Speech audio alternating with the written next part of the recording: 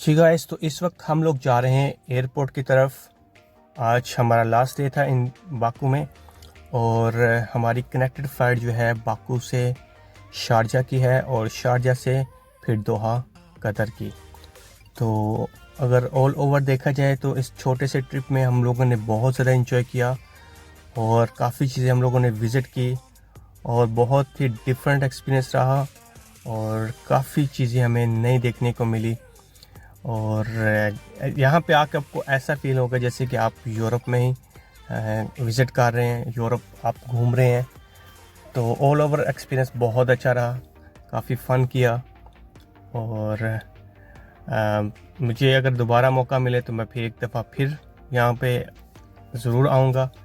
और मुझे तो यहाँ का जो एटमॉस्फेयर है, यहाँ का कल्चर, यहाँ के क्या कहते हैं कि माहौल बहुत ही अच्छा लगा। यहाँ पे है तो सब कुछ अच्छा, लेकिन यहाँ पे गाइस स्कैम भी बहुत ज़्यादा है। आपको अवेयर रहना चाहिए, और जब भी आप यहाँ पे घूमें, यहाँ पे विज़िट करें, और किसी के साथ भी अगर आप मिलते हैं, किसी के साथ किसी किस्म की कोई बात होती है तो बड़ा केयरफुल आप रहें, क्योंकि हमारे साथ ऐसा हो चुका है। और अब जो हम लोग टैक्सी पे जा रहे हैं, इसको बोल्ट कहा जाता है यहाँ पे।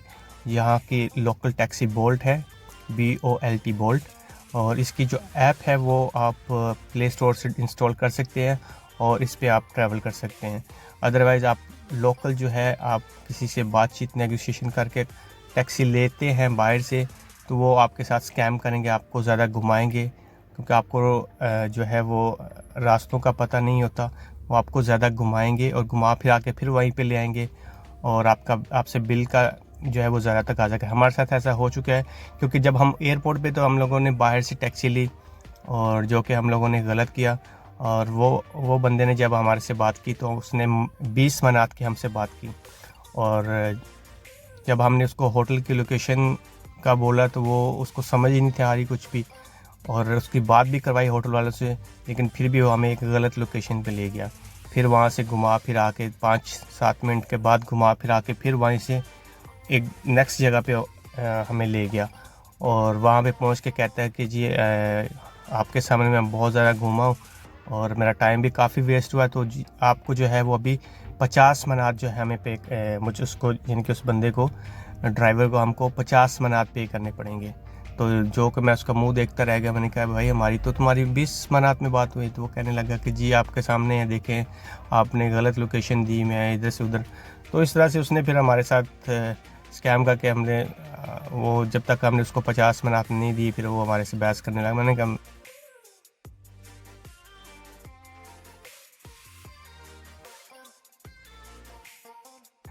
फिर उसके बाद हम लोगों ने जो यहाँ की ऐप है वो डाउनलोड की, और उस ऐप के ज़रिए फिर हम लोगों ने यहाँ पे ट्रैवल किया जितना भी किया, जो कि काफ़ी सस्ता भी है और आपको इजीली मिल भी जाता है। सेम ऊबर है, जैसे आप ऊबर बुक करते हो तो वैसे ही आप बुकिंग करोगे और टैक्सी आपके होटल पे और जहाँ पे भी आप उसको मंगवाना चाहेंगे टैक्सी आपको मिल जाएगी।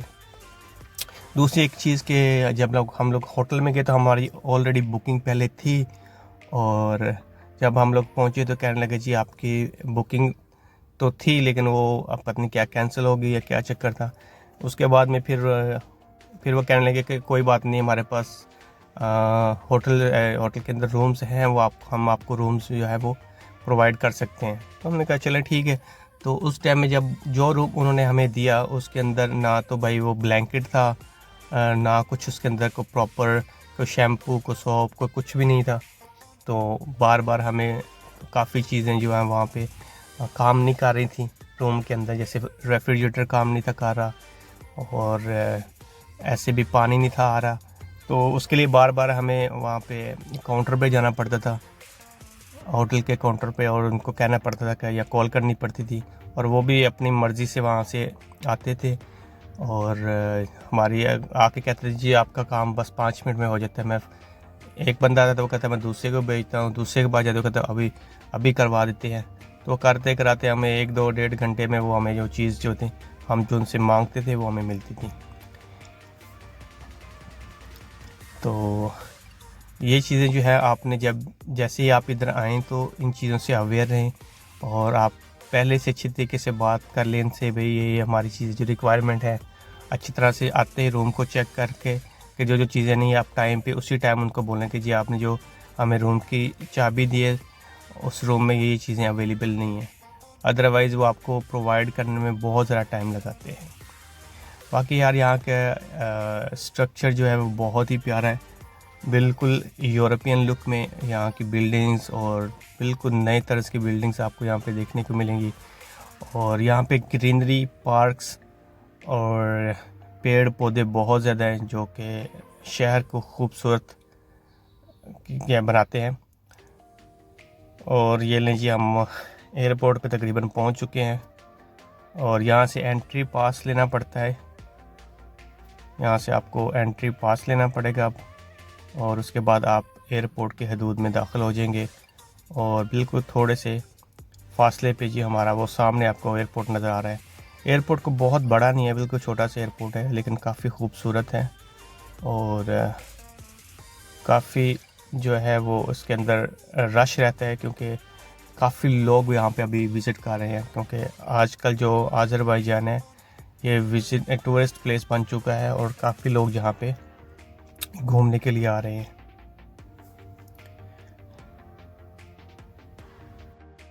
हमारी फ़्लाइट में अभी भी 4 से 5 घंटे पड़े हैं। हम लोग टाइम से पहले ही एयरपोर्ट पे पहुंच चुके हैं, क्योंकि आज हमें होटल से जो है वो चेकआउट करना था, तो इसलिए हम लोगों ने सोचा कि चलो जल्दी हम लोग निकल जाते हैं, चेकआउट भी कर लेते हैं और टाइम से एयरपोर्ट भी पहुंच जाएंगे। क्योंकि यहाँ पे ट्रैफिक का भी बहुत सीन है भाई, ट्रैफिक भी आपको हर जगह पे मिलती है, और बेतुकी traffic, bumper to bumper traffic आपको देखने को मिलेगी यहाँ पे। तो ये लें जनाब, हम लोग इस बाकू के खूबसूरत से एयरपोर्ट पर पहुँच चुके हैं, और थोड़ी देर में हम लोग एयरपोर्ट के अंदर दाखिल हो जाएंगे, एंट्री कर लेंगे, और फिर बाय बाय बाकू।